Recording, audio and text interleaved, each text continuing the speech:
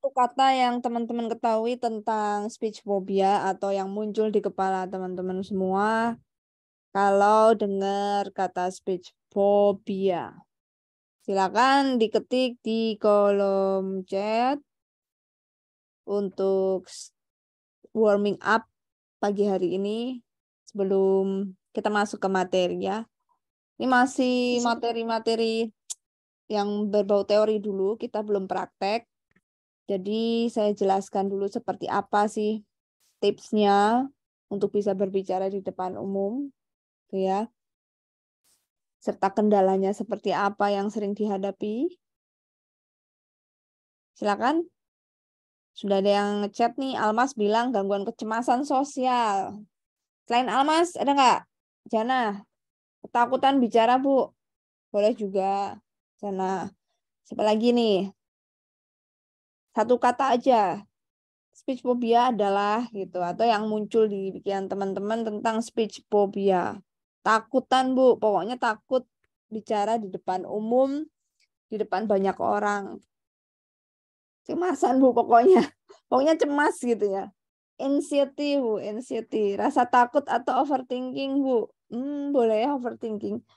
BTW hari ini hujan teman-teman di Jogja. Apakah di Gunung Kidul juga hujan? Terpantau hujan ya di kota Jogja. Di kota Semarang katanya cerah. Nggak tahu nih di mana Surabaya juga hujan. Ini mau sampai kapan hujan terus ya? Musim hujan sih. Sampai pertengahan bulan kali ya. Pertengahan tahun. Hujan, Bu, di GK. Waduh. Jalan di GK masih ini ya perbaikan. Semoga segera diperbaiki jadi kita bisa ke sana dengan aman lancar. Hujan dari kemarin malam. Oke, ngomongin hujan, ngomongin juga tentang kecemasan gitu ya. Setiap hujan datang, kami yang dapat tugas di luar kota ngajar di kabupaten tuh selalu cemas karena kan kondisi jalan licin gitu ya. Jadi hati-hati untuk teman-teman yang lagi bepergian kalau mau keluar kota gitu ya, mau ke kota. BTW kapan kita bisa ketemu lagi nih gitu. Bu, ya kalian ada kegiatan di Jogja gitu lah atau gimana gitu ya. Tapi nggak apa-apa deh. Nanti kita pasti akan ada satu event, ketemu, entah itu nanti walaupun di endingnya bikin skripsi gitu ya. Oke, kita lanjut aja. Tadi Putri Mila bilangnya rasa takut atau cemas berlebihan. Oke, sama sih ya teman-teman.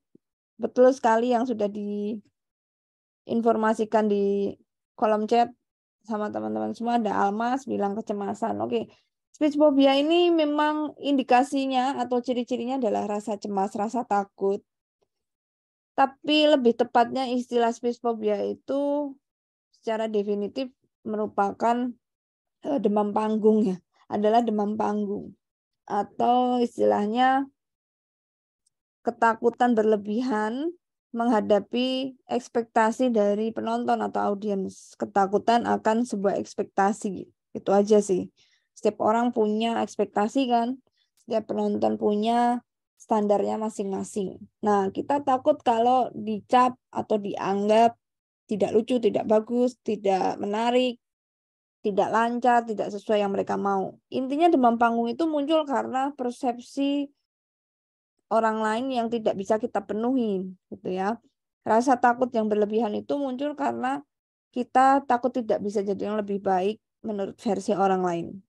Nah, ini perlu kita benahi, mindset kita perlu perbaiki kembali bahwa persepsi itu boleh dan berhak dipikirkan oleh siapa saja begitu ya. Nah, gimana sekarang fokus mengatasinya? Nah, kalau menurut definisi American Psychological Association, APA gitu ya, menyatakan bahwa demam panggung ini itu meliputi rasa cemas atau anxiety tadi ya, juga rasa takut atau afraid, tapi yang berlebihan, benar overthinking, tadi ada yang bilang gitu, terhadap pencapaian atas penampilan diri kita, kalau kita yang menampilkan ya, ketika di atas panggung atau di halayak umum. Dan ini tidak hanya ketika kita ngomong, teman-teman. Speech phobia itu bisa ketika tampil gitu di depan umum, bisa aja ketika bermain alat musik. Jadi tidak hanya seorang public speaker yang mengalami demam panggung. Bisa saja musisi juga mengalami speech phobia. Banyak ya profesi yang diliputi rasa cemas sebenarnya ketika bicara di depan umum. Apalagi ini parah-parahnya kalau pertama kali manggung, ya enggak? Atau pertama kali mencoba berbicara di depan umum, gitu. Sayangnya, speech phobia ini jarang teman-teman untuk bisa mau merubah atau menangani dengan seksama atau sungguh-sungguh. Biasanya kalau takut, secara defense mekanisme tubuh manusia itu menghindari atau pergi dari rasa takut itu. Tidak diobatin, tapi kita tinggalkan.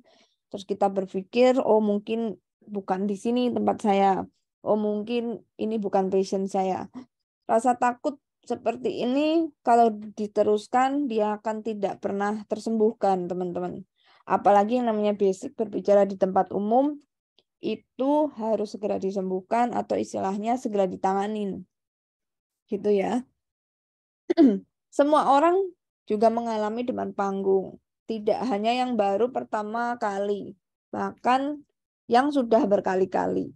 Pasti ya sudah saya informasikan di minggu lalu, siapapun orangnya, namanya, cowok, cewek, maupun dia orang terkenal, sekalipun dia sudah punya jam terbang yang luar biasa, pasti tetap ada demam panggungnya. Tapi masing-masing orang punya cara menghandle supaya demam panggung ini bisa ditekan dan tidak berlebihan. Pasti ada, kadar setiap orang itu pasti punya demam panggungnya masing-masing.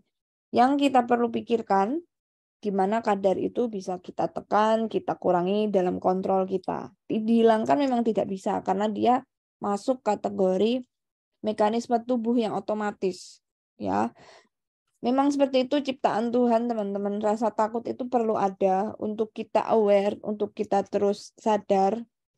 Jangan-jangan nanti mereka ada yang bawa senjata atau mereka kurang sopan. Itu kita kan pasti butuh sesuatu filter dalam tubuh, gitu ya. Untuk bisa tahu kalau ada bahaya, itu sudah otomatis seperti itu. Tetapi filter dalam tubuh ini perlu lihat kondisi. Kalau situasinya aman, itu jangan dibiarkan untuk berkembang. Itu ya. Jadi kita yang bisa kendalikan. Oke, itu dia definisi tentang demam panggung. Kecemasan, ketakutan, pencapaian diri kita atau seseorang ketika tampil di depan umum, baik itu berbicara maupun menampilkan sebuah performa yang lain gitu ya, bisa musik, bisa kita sedang bernyanyi atau sebagainya. Itu masuk kategori demam panggung menurut American Psychological Associations. Nah, gimana nih supaya kita bisa sedikit mengobati rasa cemas, Bu? Kita mulai tumbuhkan sisi diri kita yang lain. Jangan lupakan manusia itu selalu ada dua sisi, baik buruk, plus minus. Nah, speech phobia yang akut atau berlebihan, itu sisi minus yang terlalu kadarnya berlebihan gitu. Sisi positifnya perlu sedikit dimunculkan supaya bisa menekan yang negatif tidak terlalu besar. Kita harus sedikit berani, kita harus sedikit cuek, kita juga harus berpikir masa bodoh tentang persepsi orang tentang kita, hasil tampilnya nanti bagaimana. Intinya kita punya standar sendiri yang menurut kita baik dan itu tidak melanggar norma. Itu sudah cukup gitu ya. Jadi tidak perlu kita cukupi atau penuhi atau fulfill, kita wujudkan ekspektasi mereka 100%. Kita bukan mereka gitu ya. Kita lah kita. Jadi harus tahu batasan siapa kita, siapa mereka. Jadi intinya pahami karakter apa yang saat ini kita hadapi. Kalau kita tidak memahami diri dan lingkungan, itu sulit untuk mengendalikan apa yang munculnya itu tiba-tiba, teman-teman ya. Ini lebih ke psikologi gitu. Oke. Dari sini apakah kira-kira teman-teman sudah paham gitu ya? Mudah-mudahan bisa dipahami tentang definisi awal demam panggung. Karena pasti nanti demam panggung itu terjadi gitu ya. Bahkan saya juga pasti mengalami itu walaupun mungkin hanya 1 menit 2 menit atau mungkin bisa malamnya tidak bisa tidur. Besok ada presentasi bisnis di depan klien atau di depan pimpinan memberikan report gitu ya. Yang ini bisa berpengaruh sama karir saya dan juga perusahaan ini, itu pasti takut, cemas gitu ya. Tapi yang penting jangan sampai terbawa ke performa kualitas kita ketika menyampaikan. Kalau sampai mengganggu itu berbahaya, artinya dia tidak bisa dikendalikan. Nah, fokus kita sekarang belajar memahami dan mengendalikan rasa takut itu yang muncul berlebihan. Gejalanya apa aja, Bu? Gitu. Kenapa ini bisa dikategorikan demam panggung? Kalau saya cuman bolak-balik ke belakang, minum air putih, terus tiba-tiba saya hilang fokus, itu apakah speech phobia? Bisa dikatakan iya, teman-teman. Jadi apapun yang berkaitan dengan tindakan yang aneh tiba-tiba dan itu di luar kontrol dan tubuh kita merespon, itu biasanya sudah masuk kategori demam panggung. Bahkan ada yang bukan demam panggung, tapi istilahnya psikosomatik ya secara psikologi. Jadi besok mau sidang, dapat dosennya A, Bapak B, itu langsung nggak doyan makan, nggak bisa tidur, lehernya sakit gitu ya. Tiba-tiba mahnya kambuh. Itu psikosomatik, teman-teman. Psikosomatik itu lebih ke kayak disease ya, penyakit gitu ya. Sama waktu itu teman saya tiba-tiba besok dikasih jadwal bimbingan. Besok kamu ketemu saya di ruangan ya, jam sekian, bawa draftnya. Dia diajak makan 1 jam sebelum ketemu dosen untuk bimbingan itu muntah-muntah gitu. Ini kenapa gitu, ini kemasukan atau masuk angin gitu, kemasukan yang lain atau gimana gitu kan. Nah itulah kategorinya psikosomatik karena udah ke psikologis dia udah ketakutan sendiri, padahal itu belum tentu terjadi. Tolong hal yang seperti ini jangan dibiasakan merajalela dan menguasai tubuh, teman-teman. Artinya ini hal yang tidak baik. Nanti tubuh kita kasihan gitu. Belum tentu itu terjadi yang kita takutkan. Intinya jangan pernah ketakutan terhadap hal yang itu sendiri belum terjadi. Kita kan malah melebihi dari Tuhan ya. Tuhan aja tidak menentukan ke situ kok kita udah ke situ duluan gitu loh. Kok udah takut duluan sama hasil, udah punya bayangan yang tidak padahal itu belum tentu. Itu menurut saya sudah mendahului takdir sih gitu ya. Jadi slow aja, santai aja, pasrah aja. Mau terjadi terjadilah, mau buruk-buruk silakan Tuhan, mau di prank juga monggo. Jadi orang itu pasrah aja ngalir gitu ya. Tidak usah takut akan hasil. Tugas kita akan menjalani dengan baik sesuai dengan jalan yang sudah ditetapkan. Tugasnya itu fokusnya. Jangan fokus hasil itu tidak boleh, malah kita akhirnya sakit gitu kan, karena itu bukan ranah kita, teman-teman gitu ya. Jadi gejala yang sering muncul biasanya jantungnya deg-degan, terus nanti tangannya kalau dipegang itu dingin banget itu. Kayak orang habis kedinginan ya, misal tiba-tiba suhunya merasa turun drop, terus nadinya juga cepet banget kalau dipegang gitu ya, nafasnya juga tidak beraturan. Nah, kalau udah kayak gitu butuh waktu untuk menenangkan diri. Biasanya mulut tenggorokan juga rasanya kering, buat nelen nggak enak gitu ya. Bahkan bisa gemeteran, itu yang parah sih, di depan suruh ngomong malah jadi nggak bisa ngomong gitu ya. Memang awalnya seperti itu jelek, terus tidak sinkron, pikiran sama ucapan itu bingungi gitu ya. Itu memang awal sekali kita eh, ketika latihan ngomong, tapi lama-lama ketika tabrak aja kondisi seperti itu, besok gitu lagi, nanti lama-lama sudah hilang sendiri. Terus aja dilawan. Jadi hal-hal seperti itu jangan dihindari. Memang pertamanya nggak bisa ngomong, takut gitu, kecemasannya tinggi. Nanti hari berikutnya juga pasti gitu, tapi setidaknya udah bisa kontrol sedikit-sedikit. Nanti ketiga itu dia benar-benar bisa kontrol, keempat, kelima, ya karena udah biasa. Itu karena belum biasa aja, teman-teman. Situasi yang baru itu buat tubuh itu pasti merekamnya adalah hal yang menakutkan gitu. Karena banyak kemungkinan terjadi. Ya enggak?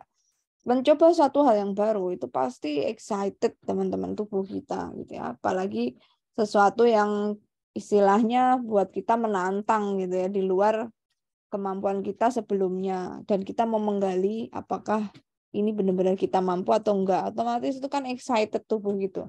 Tapi sayangnya ada beberapa orang merekamnya sebagai hal-hal yang buruk gitu. Akhirnya kan muncul indikasi seperti ini, denyut jantung, terus mual, bolak-balik buang air ke belakang, atau bahkan kentut berlebihan gitu ya. Sering banget aku lihat teman-teman kayak gitu, muntah ke WC mulu.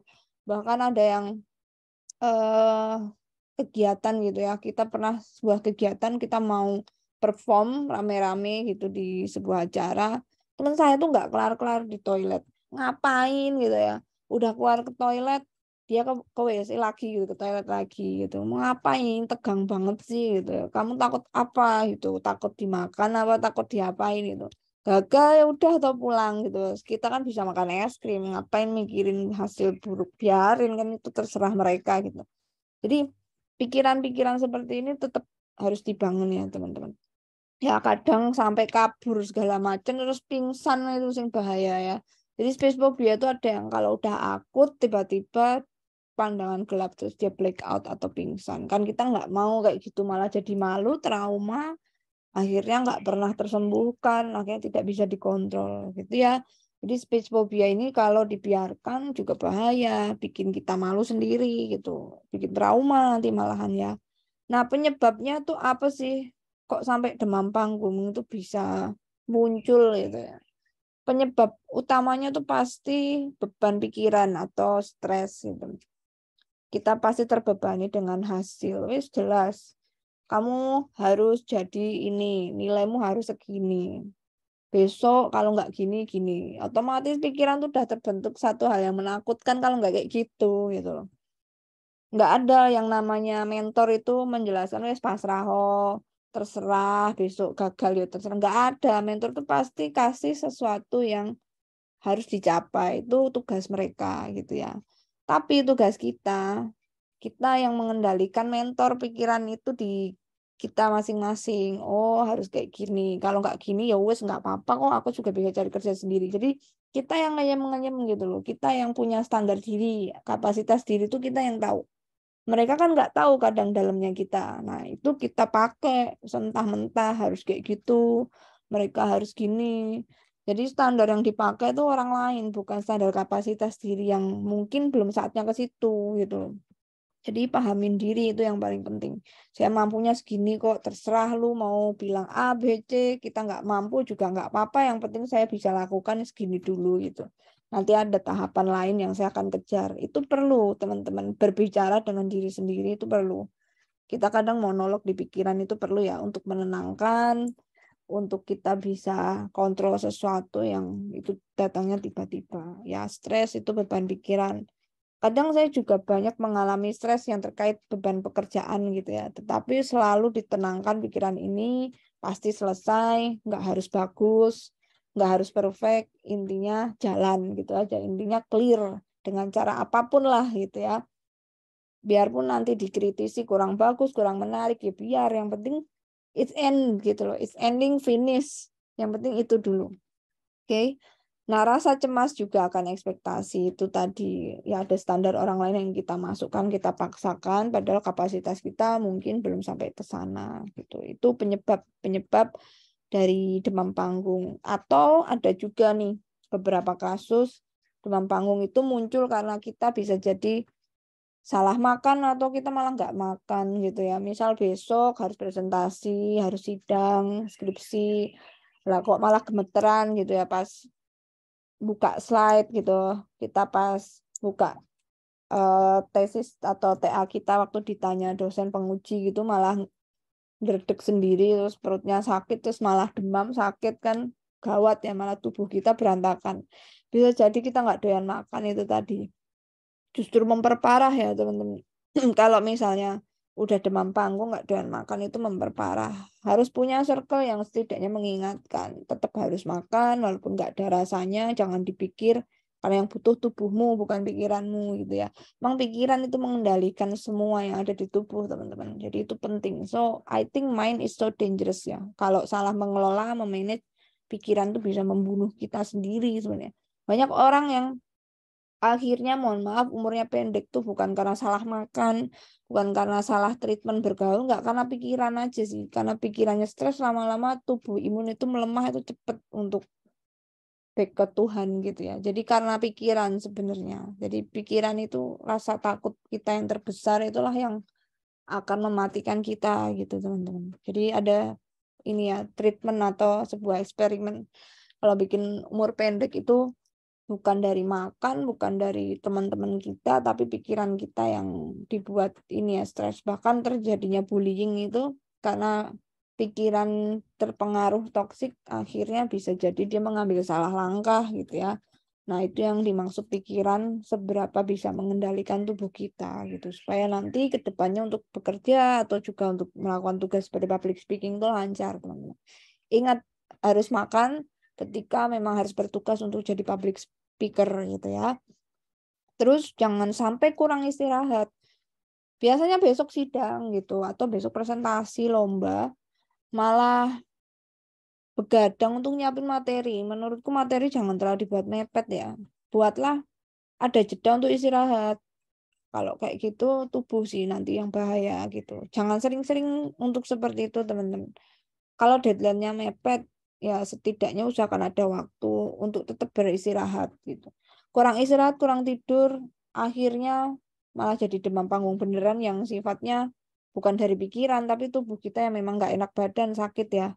Malah akhirnya keringat dinginnya karena fisiologi tubuh bukan pikiran lagi, nanti malah nggak bisa dikendalikan lagi. Intinya tetap beristirahat. Justru malah saya saran kalau besok sidang itu malamnya malah main game, nonton Netflix, terus tidur lebih cepat. Mempersiapkannya H-2. Jadi H-2 sudah simulasi sidang skripsi, materi juga udah siap, udah tanya jawab, udah punya PPT, terus sudah menguasai itu tuh H-2, H-3, H-1 itu relaksasi malahan. Santai, istirahat lebih cepat gitu ya, sampai sedikit menengok materi besok mau ngomong apa, olah diri dan meditasi itu di H-1 gitu. Harusnya seperti itu ya teman-teman supaya hasil waktu perform kita lumayan bisa kita kontrol lah gitu. Baik buruk kan masing-masing orang ya penilaian, tapi setidaknya sukses menurut diri kita sendiri gitu. Kita bisa kontrol itu nanti. Juga kalau speech phobia muncul tuh penyebab lain selain nggak makan, nggak tidur, itu kurang percaya diri sih. Aneh ya, kita tuh bangsa yang kurang pede padahal kita orang hebat. Menurut aku Indonesia itu orang yang kritis ya orang Indonesia. Mungkin karena kita underestimate kita warga kelas sekian gitu dibandingkan ras kulit putih yang mungkin orang barat itu kelihatan pintar, kelihatan keren dan negara maju. Akhirnya kita mengunderestimate dan menilai bahwa orang Asia itu warga kelas sekian gitu ya. Nggak kayak yang ras kelas kulit putih. Enggak juga, itu hanya penampakan. Padahal mereka sendiri punya quotes, don't judge a book by its cover. Jangan menilai orang dari luar. Ya kita malah menilai dari luar sendiri gitu. Pernah saya rapat dulu di kantor yang lama. Di perusahaan asing dulu saya. Pas rapat itu kan ada orang bule juga. Karena yang kerja juga campuran ada bule ada Indonesia. Pas kita rapat, orang Indonesia disuruh memberikan argumen gitu. Bos saya ada yang orang Indonesia juga suruh memberikan pendapat tentang hasil inspeksi di kantor atau di pameran kemarin gitu ya. Waktu itu saya ekspor impor perusahaannya teman-teman. Ya ekspor interior ya. Apa tuh kayak bikin kasur, terus meja rias, jadi dari kayu. Jadi ada pabrik juga. Terus kita punya cabang di Rusia, punya cabang di Vietnam, sampai di Belgia juga. Waktu kita rapat itu memang sih orang bulenya sendiri atau orang barat ini kalau menyampaikan dengan bahasa Inggris kan karena mereka udah dari lahir udah bisa ngomong Inggris ya pasti lancar itu udah pasti dan aku nggak heran dengan itu ya saya nggak heran karena itu udah bahasa ibu gitu wajar gitu terus menyampaikan kan penting intinya apa gitu mereka sangat brief dan to the point gitu kan nah otomatis kita belajar dari itu ternyata yang teman-teman orang Indonesia juga sangat kritis jauh lebih kritis bahkan dia makan memberikan info itu sampai ke titik solusi harusnya seperti ini kalau mau mengcompare kayak gini dia punya sebuah trik yang dimana pemikiran ini tuh menurut aku lebih dibanding mereka yang orang-orang Eropa gitu jadi menurut aku nggak semuanya itu keren gitu ya buat orang-orang Western ini ada kalanya mereka oke gitu tetapi ada kalanya enggak karena ternyata budaya orang-orang luar negeri ini ya Western ini ya itu keahliannya spesialisasi teman-teman mereka tuh terspesialisasi nggak kayak kita bisa belajar semua hal aku heran makanya dari SD SMP SMA kita disuruh belajar hal itu banyak gitu Udah disuruh matematika, suruh belajar geografi, sejarah lagi lengkap gitu. Dari eksak sampai sosial kita suruh belajar. Artinya sebenarnya ini kita kelebihan gitu. Kelebihan kita dibanding bangsa lain, kita bisa mengerti semua hal yang mungkin orang lain nggak ngerti. Baru kuliah kita spesial. Nah, kalau di luar negeri itu nggak, mereka sudah spesialisasi dari waktu senior high school, udah seni, udah sekolah seni ya seni aja. Nanti nggak ada belajar eksaknya. Kalau udah hukum ya hukum aja gitu. Kalau udah dance doang gitu, dancing doang. Nah, itu yang menyebabkan kelebihan kita sebenarnya. Punya wawasan yang luas, kritis. Pada akhirnya sampai sekarang kita kan selalu debat ya di TV, nggak nemu-nemu titik. Ya itu dia. Kalau mereka kadang nggak ngerti sama sekali tentang politik, taunya ya tentang engineering doang. Atau bahkan nggak kuat dia secara geografi, tapi matematikanya bagus. Jadi orang Western atau culture di luar negeri itu fokus orangnya. Dia terspesialisasi. Jadi ketika kita ngomongin A bisa nyambung ke B, bisa nyambung ke C, itu mereka amazed gitu, heran, wow kamu kritis banget gitu. Menurut aku tuh hal biasa, tapi buat mereka, buat orang bule tuh wow. Nah gitu teman-teman. Jadi kalau kamu udah punya experience sampai ke sana, otomatis rasa confidence itu, feeling confidence itu udah otomatis bahwa setiap orang itu unik, setiap orang itu punya kelebihan, setiap entitas itu berbeda dengan cara masing-masing. Tidak ada kekurangan yang istilahnya tidak bisa dihandle. Pasti bisa gitu ya. Nah, itu dia yang perlu ditumbuhkan teman-teman ya. Rasa percaya diri atau insecure. Bu, aku insecure karena bentuk tubuhku, Bu, gitu. Misalnya aku sering dibully gitu ya. Ya udah terima, terus habis itu lepaskan, nggak usah dipikirkan gitu. Terima tapi lepas aja, masuk telinga kiri keluar kanan gitu loh. Terima dalam artian tidak usah deny terus sakit hati itu tidak mau bergerak tuh tidak. Ya biarin tuh versi mereka, versi kita, yang penting kita sehat, kita happy gitu ya. Masalah itu nggak sehat, Bu, tubuh gede digini-giniin terus nggak menarik, ya sudah, maunya dia kayak gitu, mau kita kan kayak gini gitu ya. Jangan sampai itu mengganggu performa intinya. Silakan berkomentar, tapi performan kita kan tetap harus jalan. Siapa tahu dia sengaja menjatuhkan kita, teman-teman. Ada kalanya kita memang digituin untuk satu tujuan. Jadi teman-teman harus paham itu strategi berperang. Itu namanya psikologi war gitu ya. Menjatuhkan rasa percaya diri itu salah satu trik buat menjatuhkan performance kita. Intinya fokus sama tujuan kita. Gimana menyajikan yang terbaik versi kita di depan umum. Udah, dia mau hancurkan dengan cara apa, bodoh amat gitu ya. Yang penting tugas saya menyelesaikan ini. Gitu teman-teman ya. Lalu lanjutan lagi untuk penyebab demam panggung nih. Misal terlalu banyak kita baca-baca hate comment gitu. Atau hal-hal yang nggak enak di luar sana gitu ya. Di media sosial kita baca-baca tentang postingan yang gitu malah membuat overthinking. Tadi kan ada yang bilang kecemasan karena overthinking. Biasanya karena informasi yang masuk itu informasi yang buruk ya. Atau informasi yang tidak benar gitu ya. Overthinking sih. Nah itu memang muncul, wajar munculnya, tetapi nggak wajar kalau tidak segera dikendalikan ya. Itu mulai menguasai kita ya. Kalau udah darkness menguasai kita, kita ibarat sudah kalah sebelum berperang. Kan nggak mau ya kita kalah sebelum berperang. Otomatis lebih baik tidak usah melihat hate comment. Kalau memang suatu saat teman-teman itu dinilai bagus ya performanya, terus ada yang menjelekkan, besok dapat tugas untuk ngomong di depan umum gitu ya. Lebih baik simpan itu rapat-rapat, biarkanlah mereka berkomentar, itu hak mereka. Yang penting tugas kita selesaikan. Intinya itu aja. Fokus dengan tugas yang harus kita selesaikan. Wajar kok teman-teman sesuatu yang buruk itu muncul, karena mungkin ini untuk pengingat dari Tuhan supaya kita itu tidak sombong juga gitu ya. Ada kalanya kita mendapatkan hal negatif ini malah sebagai sarana untuk positif. Kenapa? Kadang kalau kita terlalu banyak dapat hal yang positif, kita bisa lupa diri, kita menganggap diri kita Tuhan gitu ya, perfect, kita paling hebat, itu kan malah lebih ngeri ya. Bisa kita nanti dikultuskan atau mungkin menganggap kita superior itu malah lebih berbahaya. Tuhan kan nggak mau kayak gitu terjadi. Pasti kita diberi pengingat-pengingat itu gitu ya. Atau supaya kita lebih aware dan akhirnya kita tetap rendah hati dan tidak sombong gitu ya. Tetap kita merasa banyak kurang dan perlu perbaikan untuk terus punya peningkatan level kompleksitas jiwanya kita gitu teman-teman ya. Kadang hal yang negatif itu justru untuk positivisme diri kita sendiri sih. Kalau kita bisa paham sampai ke arah itu ya gitu ya. Bukan berarti kita paling sial, itu enggak gitu ya. Selalu buang jauh pikiran-pikiran seperti itu.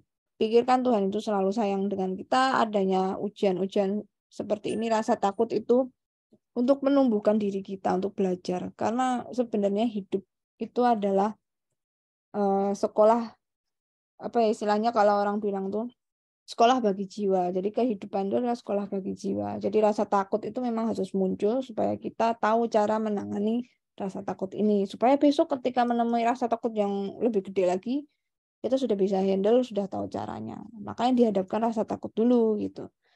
Oke, itu dia penyebab-penyebab speech phobia. Oke, dari sini apakah ada pertanyaan? Silakan kalau mau tanya bisa di kolom chat ya. Misalnya teman-teman pernah mengalami kejadian tertentu, terus kalian lihat misalnya ingin bertanya begitu ya. Boleh silakan, atau ada kasus tertentu terkait dengan public speaker salah ngomong terus nanti dituntut atau misalnya dilaporkan sebagai perbuatan nggak menyenangkan padahal itu dia hanya sebagai bercanda gitu ya. Itu seperti apa Bu? Terus dia harus berklarifikasi di depan umum terus salah ngomong atau dia demam panggung, akhirnya orang berpikiran lain gitu. Nah, dunia sekarang tuh banyak hal-hal yang bersifat manipulatif, teman-teman. Kalau kita nggak percaya diri membawakan itu dan data kita nggak valid, bagi kita nggak percaya diri, wah semakin kita ini ya dijatuhkan dengan keras. Jadi teman-teman harus percaya diri, harus meyakinkan ketika berbicara begitu supaya kita juga membawakan kebenaran ini juga benar-benar apa adanya gitu. Nah, sekarang cara ya balik ke speech phobia, demam panggung.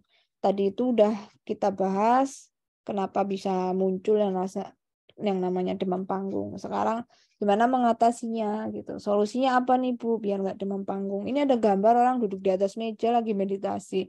Tapi kayaknya kalau di kantor beneran nggak bisa deh kayak gini, kecuali kita yang punya kantornya ya.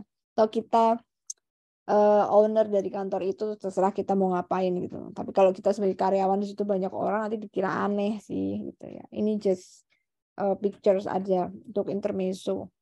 Oke, cara mengatasi speech phobia atau demam panggung itu gimana?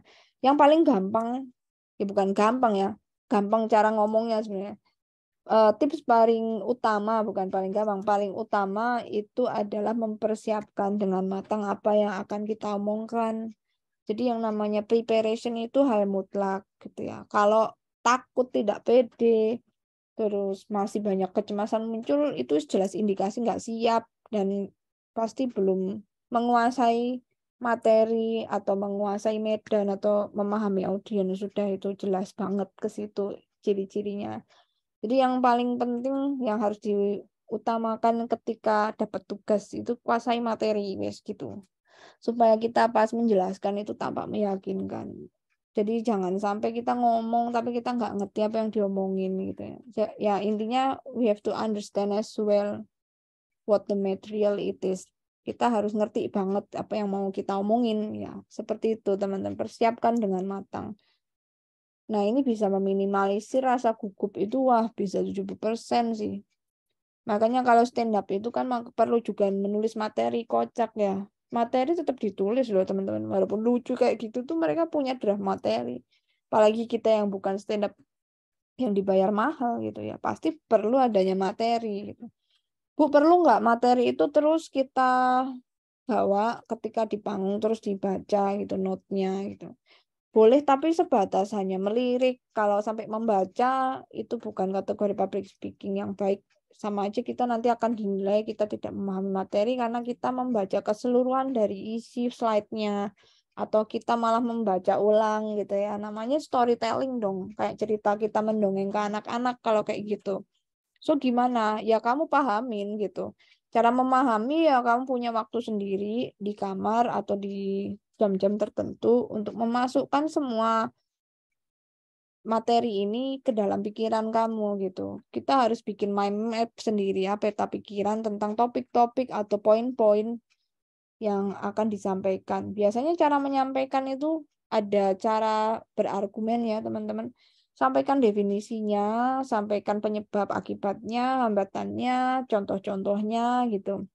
Ketika menjelaskan sesuatu biasanya seperti itu. Poin yang penting adalah definisi, contoh gitu kan. Definisi, contoh, habis itu perbandingan terus bisa jadi ketanya jawab. Nah, jadi poin-poin yang dijelaskan itu spesifik gitu ya. Nah, itu coba dilatih, dibuatkan poin. Nah, itu persiapan. Nah, persiapan ini saran saya jangan terlalu mendadak. Besok presentasi, malamnya baru bikin PPT, belum latihannya. Kalau sudah terbiasa seperti itu tidak apa-apa. Tetapi ingat, cukup istirahat. Takutnya tidak cukup istirahat gitu ya. Bu, saya cukup kok istirahatnya. Paling bisa 3 jam istirahat. Ya boleh, hanya sekali. Tapi jangan everyday kayak gitu. Kalau di kantor bisa aja tiap hari kerjanya presentasi. Kalau tiap hari kayak gitu cuma tidur 3 jam mepet-mepet, itu bisa bahaya kita punya kesehatan tubuh gitu ya. Belum pensiun, malah udah masuk keluar masuk ini apa ke rumah sakit gitu ya karena kita kurang istirahat. Nah, sama sebenarnya saya juga seperti itu. Ketika banyak beban, stres, akhirnya tubuh yang kalah gitu ya, sering dapat obat dan sebagainya. Kalau performa sih nggak ada masalah, tetapi tubuh gitu. Artinya kita harus evaluasi, wah kalau udah kayak gini kita rubah habit kita untuk persiapan gitu. Bisa aja H-2 atau bahkan persiapannya di short, disingkat sekali, yang penting intinya aja, yang penting kita dapat istirahat yang cukup gitu ya. Atau setidaknya nanti kita punya strategi yang lain ya. Persiapkan semua hal dengan matang.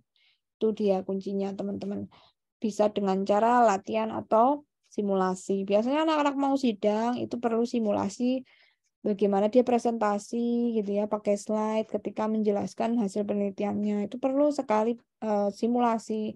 Kalau nggak simulasi, nggak direkam sendiri, biasanya nanti masih kelihatan gugup waktu sidang. Nah, kalau dia nggak gugup, biasanya dia sudah simulasi, udah latihan berkali-kali. Sama sih kalau misal kalian nanti interview ketika mau coba ikut scholarship ya, ikut apa beasiswa gitu, presentasi beasiswa, wawancara, kalian ada latihannya dulu setidaknya 2-3 kali lah minimal supaya pas hari H itu udah nggak kerasa hari H, udah kerasanya seperti latihan ya, memang seperti itu. Jadi udah nggak kerasa mana yang latihan mana yang enggak gitu karena sama aja karena kita sudah persiapan dengan matang.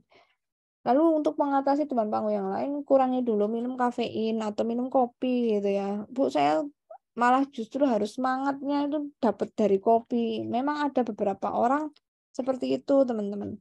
Maksud saya yang batasi itu jangan berlebihan. Boleh tapi sewajarnya. Jangan terus biar semakin melek kopinya nambah 2-3 gitu ya. Malah jatuhnya nanti tidak baik untuk tubuh. Takutnya tubuh kita gitu ya. Biasanya tidak disadari sih kalau masih muda, tetapi ini perlu diingatkan. Terus juga jangan fokus sama kesalahan ya teman-teman. Pasti tiap orang belajar butuh yang namanya momen salah untuk memperbaiki. Kalau kita benar terus ya nggak mungkin jadi manusia lah. Pasti kita nggak di sini ya. Pasti sudah di alam yang berbeda jadi entah malaikat, dewa atau Tuhan gitu. Manusia itu pasti mengalami yang namanya evolusi dari jiwanya. Pasti dengan kesalahan dia akan belajar, perbaiki dirinya gitu. Jadi itu sudah sepaket kalau salah itu wajar. Jadi hal yang sangat lumrah umum gitu ya. Jadi kalau difokuskan berlebihan itu baru tidak umum, baru tidak lumrah. Karena artinya kita malah fokus ke hal yang negatif, kita jadi lupa harus seperti apa yang positif. Biarlah salah kita catat, nanti kita evaluasi, diskusiin. Tadi kok aku kayaknya nggak kasih contoh ini ya. Ya, coba kamu lebih pelan, coba besok kita tata ulang mind map-nya, topiknya yang mana dulu. Nanti dengan seperti itu kita akan tahu gitu ya, perbaikan mana yang dilakukan ke depan. Dengan salah kita malah justru berterima kasih ya teman-teman. Artinya kita tahu yang seharusnya kita lakukan. Justru dengan benar terus malah berbahaya. Jangan-jangan kita salah tapi dibenar-benerin itu malah ngeri lagi gitu ya. Jadi lebih baik kita diberi kejujuran, dibukakan kalau itu memang harus diperbaiki. Saya lebih senang kayak gitu sih di satu sisi ya, untuk versi-versi tertentu, kondisi tertentu. Terus jangan ragukan diri sendiri atau kita pede aja. Kadang kita ragu, aku kayak kok nggak bisa sih Bu gitu ya. Ya memang pada akhirnya ada karakter manusia yang kapasitasnya tidak bisa gitu kan. Tetapi untuk mencoba itu sesuatu yang wajib dilakukan. Mencoba gitu. Mencoba itu kan hak juga ya. Wajib, kenapa wajib? Karena ini skill yang basic, skill ngomong di depan umum itu kan keterampilan yang sangat basic banget ya. Otomatis sangat terpakai dengan kondisi apapun walaupun tidak akademik gitu. Nanti juga di non akademik, di RT RW, di Karang Taruna, jadi pendamping hidup, jadi istri, suami, misal suaminya besok jadi seorang direktur atau karyawan tertentu, kamu mewakili dari ibu-ibunya gitu ya, atau suaminya, apalagi yang cowok, wah itu malah sering ngomong besok gitu ya. Tadi harus bisa ngomong, memang wajib gitu. Apalagi jadi juru bicara keluarga, besok-besok mau nikahin anaknya gitu, ngelamarin anaknya, itu kepake teman-teman, tetap kepake. Maupun nggak akademik, namanya public speaking itu pasti kepake. Cuman karena ini sekarang materinya adalah di akademik ya otomatis untuk pekerjaan fokusnya. Seperti MC gitu kan, debat gitu, untuk adu argumen di kantor misal. Jadi arahnya yang kita pelajari ke arah akademik dan karir gitu ya. Tetapi yang namanya skill ngomong pasti kepake. Oke, terus berlatih nafas. Jadi tenangkan pikiran, lalu kita belajar mengambil nafas sambil dikeluarkan gitu ya. Jadi kalau misal masih baru awal-awal belajar public speaking, tidak disarankan ngomong cepet sih. Ngomongnya bertempo agak sedang gitu atau sedikit lambat. Supaya otak kita tuh juga ngikutin omongannya kita gitu. Kalau saya cepet karena mungkin sudah terbiasa jam terbang, everyday making like this one podcast ngomong gitu ya wes udah otomatis gitu ya, tinggal pikirannya sih ngikuti atau apa yang ada di kepala itu tinggal dikeluarin aja karena sudah terlalu banyak database gitu ya teman-teman. Apalagi materi sudah berulang, tinggal nyetel aja yang database yang lama kita masukkan kayak gitu. Nanti sama seperti itu teman-teman, kalau di kantor udah sering jadi MC malah nggak pakai cue card lagi, nggak pakai kartu yang ini ya, ada poin-poinnya itu yang terhormat Bapak Kepala Biro dan sebagainya yang saya cintai mahasiswa itu udah di luar kepala. Karena udah gitu-gitu terus kan. Pertama kita sambutan terlebih dahulu kayak gitu-gitu tuh udah di luar kepala teman-teman kalau udah everyday kerjaannya itu ya. Ya, tapi tetap bawa cue card kalau misal kita tiba-tiba ngantuk, meleng gitu, tetap itu sebagai kendali sih. Tetap disaranin bawa walaupun udah di luar kepala gitu ya teman-teman. Karena namanya manusia pasti ada salahnya kalau kita capek ya.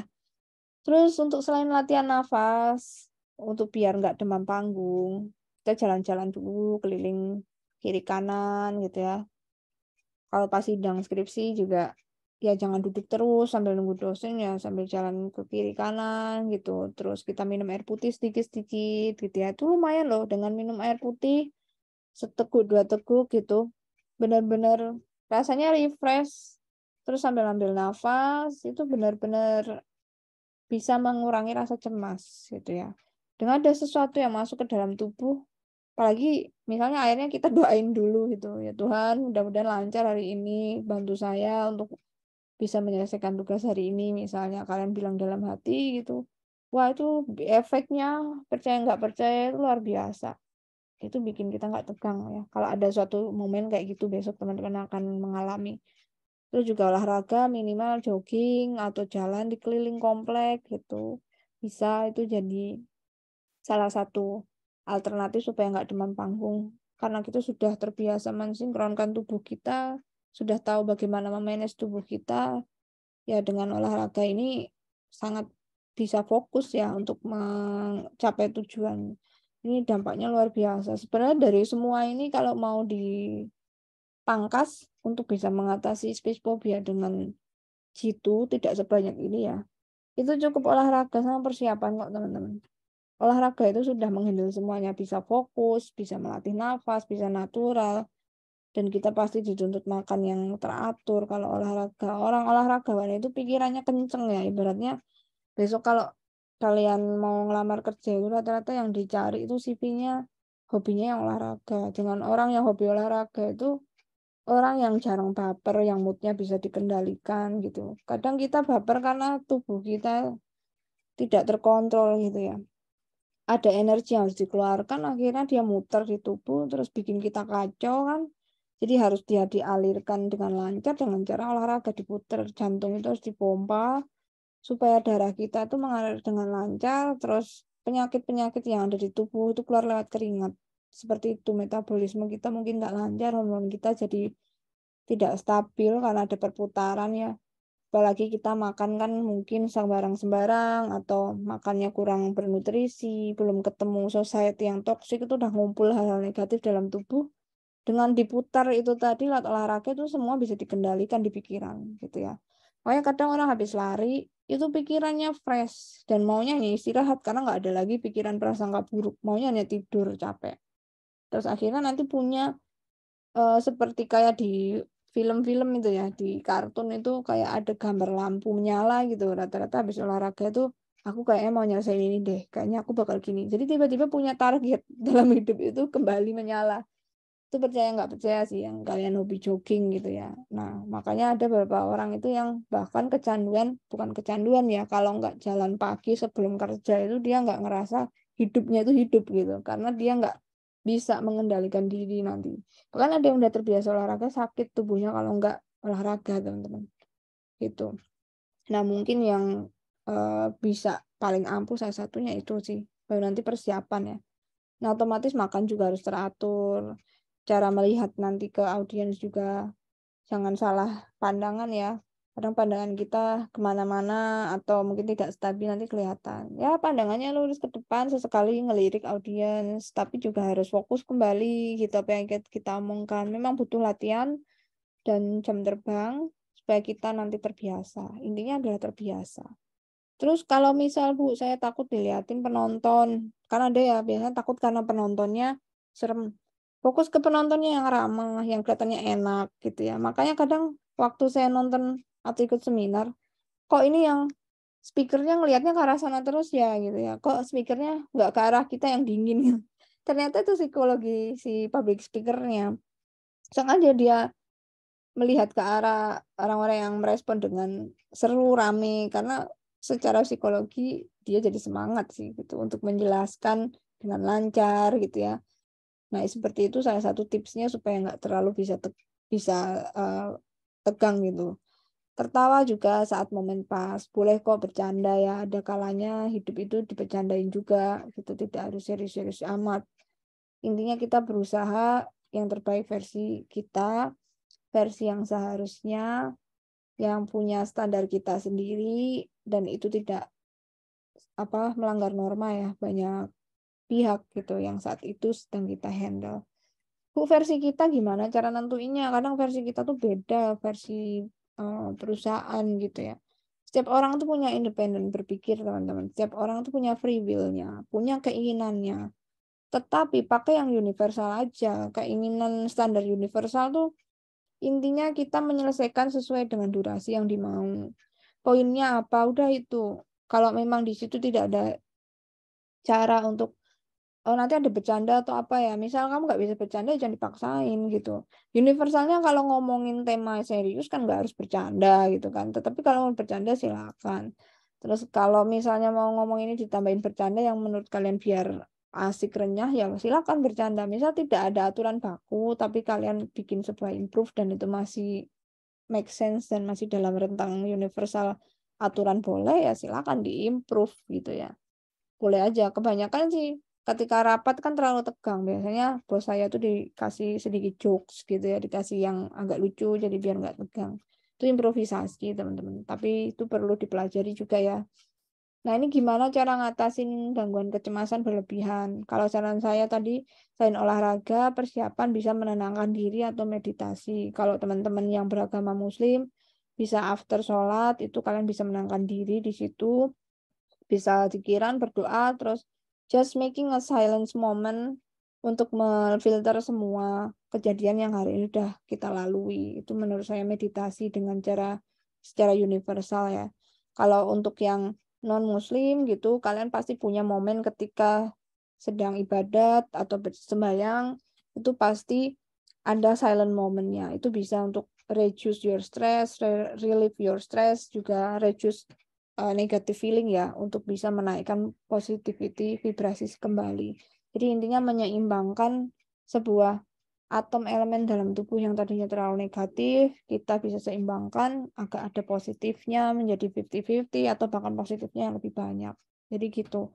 Perlu ada silent moment untuk memfilter hal-hal yang sudah kita lalui seharian ini atau seminggu ini atau untuk besok gitu ya. Dan menurut Harvard Medical School tentang jurnal depresi dan jurnal kecemasan gitu ya. Memang kadang nggak bisa sih membedakan pikiran menyelesaikan masalah dengan kecemasan yang sebenarnya tidak bermanfaat gitu atau mengganggu. Jadi pikiran kita suka terdistract, kecampur ya teman-teman. Mana yang itu kecemasan yang menurut kita unfaedah, yang seharusnya nggak muncul gitu. Tapi mana yang memang harus dihandle, oh ini ternyata pikiran tentang warning bagaimana solusi ke depan gitu kan ada bedanya ya. Misalnya besok ini yang datang adalah pimpinan-pimpinan cabang loh gitu. Jadi kamu harus memberikan informasi, jangan sampai informasi negatif tentang kantor kita. Ada sih teman saya mau presentasi di depan Dispora, waktu itu dia project ke lapangan ya untuk pemberian solusi UMKM gitu, pemberian solusi marketingnya UMKM, terus harus laporan setiap sebulan sekali, akhir bulan supaya awal bulan dapat gaji ya, project freelance dari Dispora Jateng gitu tentang pemuda dan olahraga gitu. Jadi anak-anak pemuda itu diterjunkan ke lapangan untuk memberikan solusi ke para UMKM gitu ya, pendampingan UMKM. Nah, itu diberikan sebuah poin-poin border, jangan presentasi keburukan yang ada, pastikan satu yang baik-baik gitu. Nah, artinya di sini kita harus pilah-pilah informasi gitu. Kenapa nggak boleh, mana yang boleh gitu kan. Kalau kita bilang sesungguhnya apa yang terjadi, kalau kita bilang nggak sesungguhnya apa yang terjadi, itu perlu dalam pikiran sedikit diurai kembali, terus didiskusikan juga dengan orang-orang terdekat yang kita anggap itu mampu gitu ya menyelesaikan masalah ini. Jadi pastikan selalu punya circle yang mumpuni ya teman-teman. Pastikan punya circle yang bisa diajak diskusi ke arah akademik ataupun non akademik tapi yang punya kapasitas, yang dia mampu gitu ya. Dia mampu untuk mengolah dengan bijak. Kadang kan kita punya teman yang ya sorry ya, malah tidak memberikan solusi, itu bahaya. Pastikan punya komunitas yang dia bisa diajak untuk kasih solusi supaya kita sharing itu enak, adem gitu. Nah, kita harus tahu bedanya mana yang ini merupakan kecemasan kita atau ini sesuatu yang harus diselesaikan gitu. Akhirnya teman saya bercerita ke situ kan, aku nggak boleh ngomong jelek-jelek loh ke depan provinsi, padahal ini sebenarnya krusial dan harus jadi masukan untuk provinsi kayak gitu. Nah, lalu apa yang terjadi ya? Yang ngomong kayak gitu kasih border itu bakal datang nggak di presentasi? Sepertinya sih enggak, karena dia hanya ngomong lepas-lepas aja gitu. Kalau memang dari provinsi meminta data asli dan memang itu sudah harus seperti itu pakemnya, ya otomatis ini kan harus selesai ya. Ini artinya sebuah problem yang harus diselesaikan. Kecemasan ini adalah kecemasan yang takut dimarahin, takut kita dikeluarkan dari tim, kan enggak. Yang ngomong siapa? Sedangkan kita takut sama siapa, padahal dia itu di bawah siapa gitu. Yang membuat kita takut sebenarnya dia tidak punya power di provinsi gitu. Justru kita malah nanti dilindungi provinsi. Jadi itu sebenarnya omongan-omongan yang unfaedah. Akhirnya kita tidak bisa membedakan mana ini problem yang harus dikasih solusi. Akhirnya teman saya tetap ngomong apa adanya gitu. Kalau yang udah jalan ini, yang ini sudah jalan tetapi belum maksimal. Dia menggunakan bahasa yang diplomatis, tidak menjatuhkan ya. Belum maksimal, maksimal artinya sudah kita usahakan tetapi dampaknya belum besar, masih ada kendala. Nah, nanti mereka yang akan mengolah ya, yang pihak provinsi ini akan mengolah. Ya, intinya kita bisa menyajikan itu dengan tepat, tetapi pilihan bahasa juga harus diperhatikan. Itu salah satu trik sih teman-teman, memilih bahasa yang diplomatis.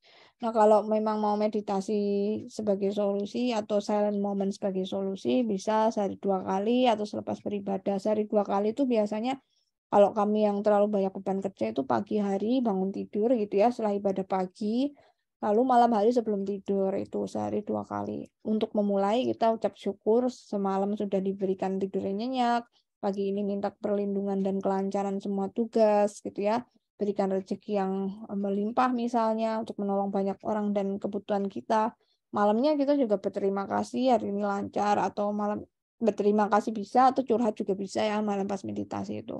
Kalau hari ini banyak kendala, terus selesaikan dengan cara yang mungkin Tuhan bisa bantu, tapi kita juga akan usahakan kayak gitu sih. Sebenarnya meditasi itu ada kalanya silent moment, ada kalanya mungkin kita bisa sisipkan rasa yang nggak enak-enak tuh diceritakan supaya kita punya kontemplasi ya, berpikir dalam keheningan gitu ya, ketemunya diri kita sendiri dengan pikiran kita. Kalau mau yang khusus, mungkin teman-teman suka healing jalan-jalan. Ini masuk ke kategori bagaimana menghilangkan rasa cemas ya, demam panggung. Kalau teman-teman suka jalan-jalan, pakai weekend teman-teman untuk satu waktu ke tempat-tempat terbuka alam, di situ kan bisa tenangkan diri, tapi jangan ngelamun sih menurut saya. Beda ya melamun kosong dengan teman-teman punya kontemplasi atau apa yang ada di pikiran tuh kalian bermain gitu ya. Lalu kalian berdialog dalam pikiran itu berbeda sama yang nggak ada isi di pikiran. Jadi itu perbedaannya.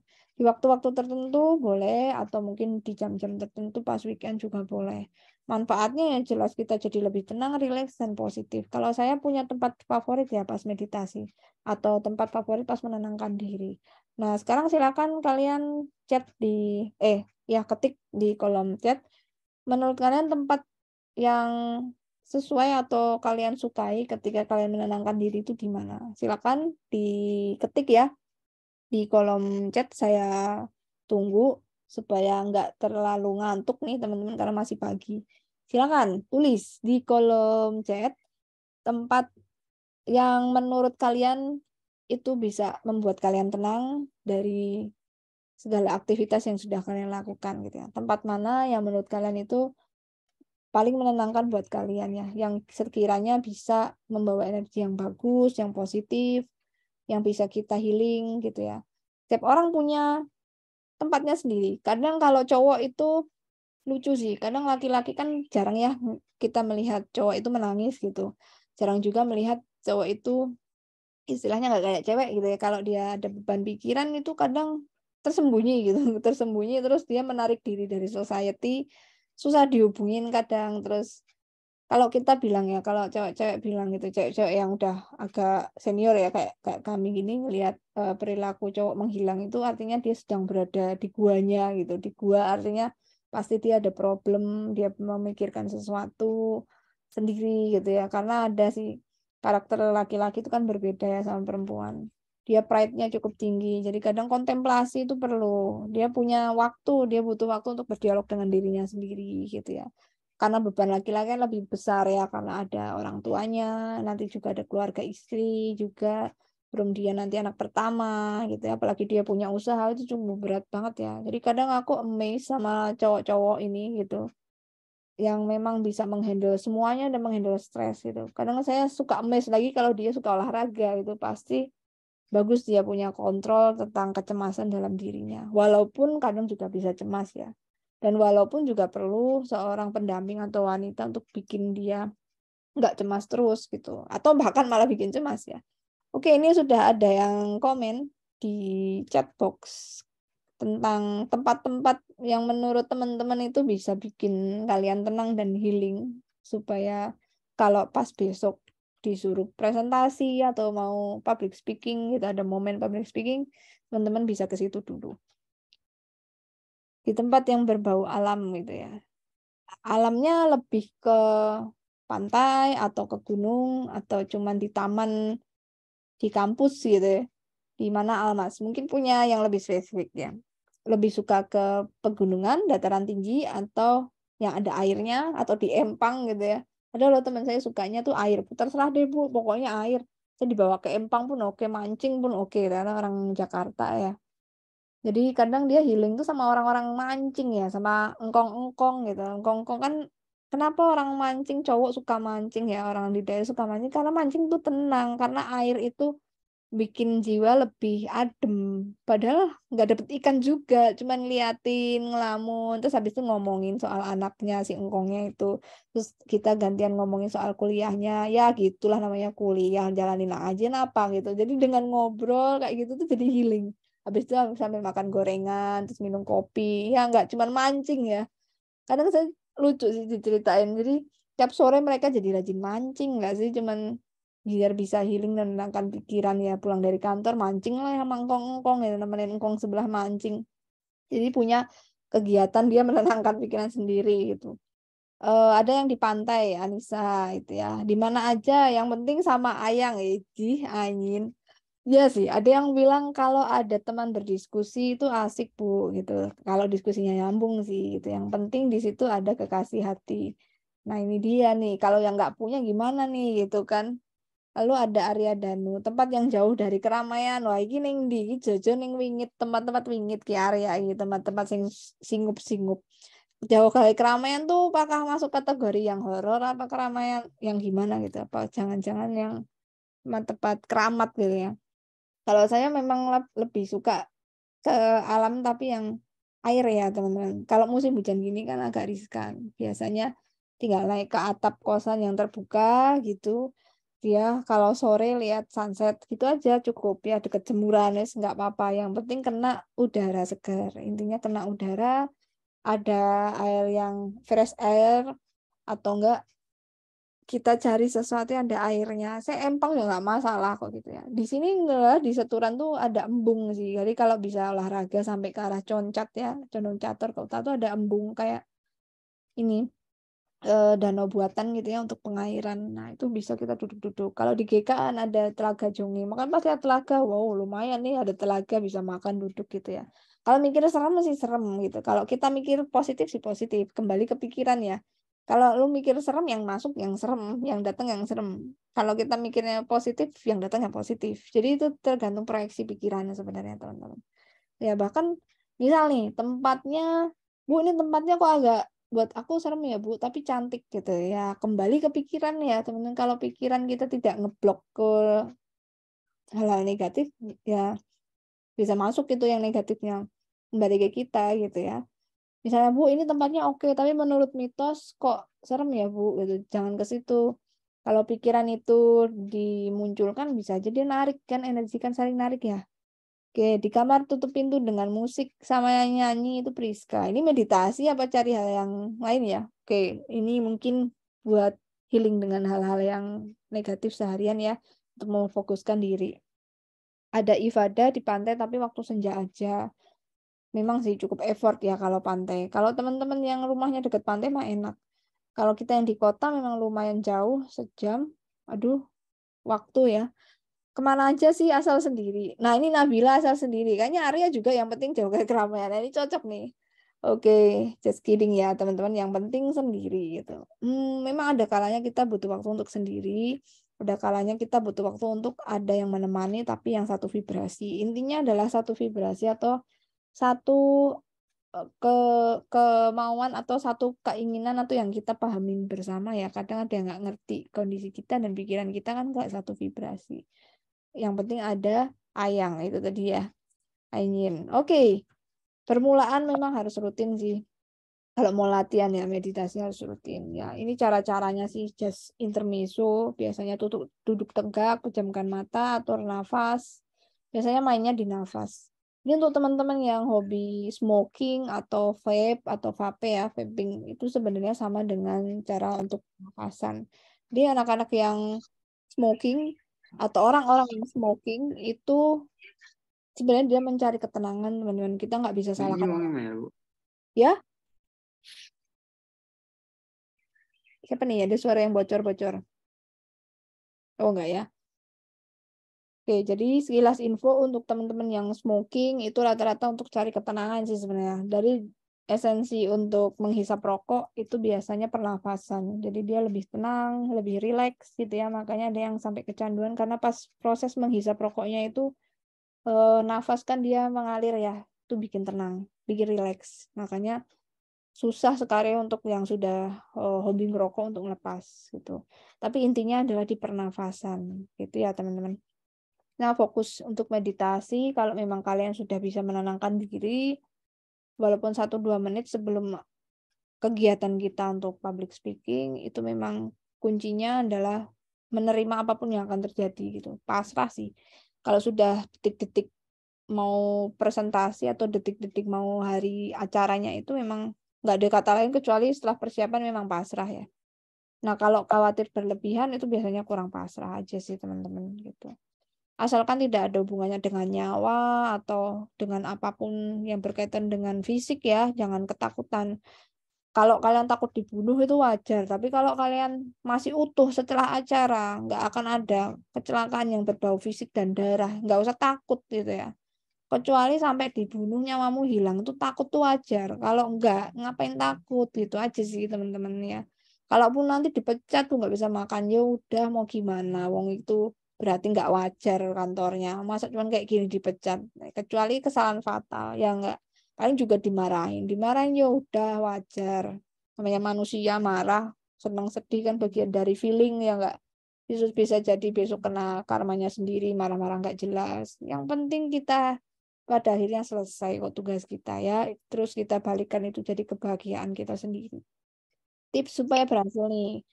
Ini yang terakhir ya. Mungkin udah mau sampai slide akhir. Tips supaya berhasil sih. Saran saya untuk nggak demam panggung selain persiapan tetap punya waktu untuk meluangkan waktu.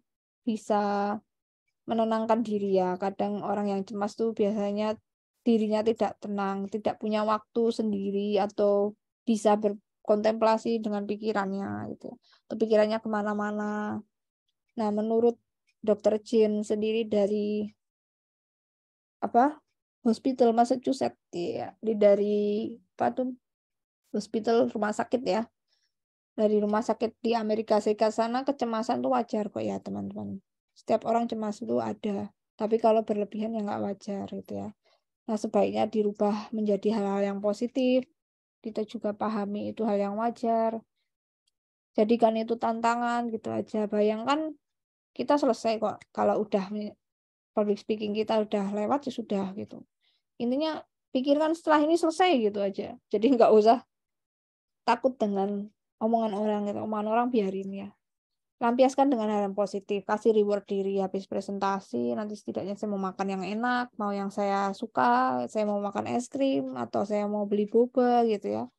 Nah, pahami emosi kita kalau dia mulai timbul, dia mulai keringat dingin gitu ya, minum air putih gitu ya. Atau dengarkan musik, kalau misalnya cemas berlebihan, ya nanti minta bantuan temen gitu, ini aku kok gugup banget ya gitu.